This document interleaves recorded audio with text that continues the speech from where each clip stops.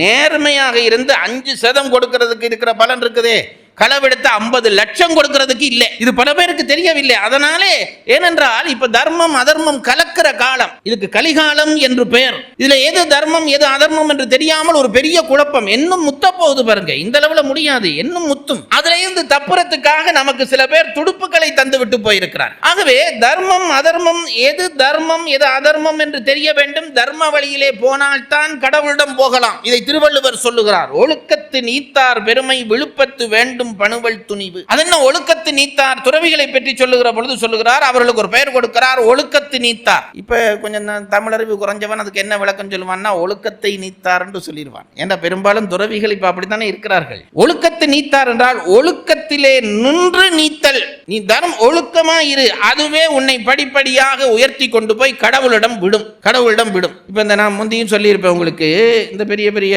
கட்டிடங்கள்ல எல்லாம் இப்ப இந்த மூவிங் ஸ்டெப்னு வைக்கிறாங்களே, ஒரு படியில ஏற வேண்டியதான் நம்ம வேலை, அதுவா கொண்டு போய் மேல விட்டுடும். திருவள்ளுவர் சொல்றார், தர்மம் என்ற ஒரு படியிலே ஏறு, அது அடுத்தபடி என்று கொண்டு போய் உன்னை தர்மம் கடவுள் என்கின்ற இடத்திலே கொண்டு போய் சேர்க்கும். ஆகவே தர்மம் தான் முதல்.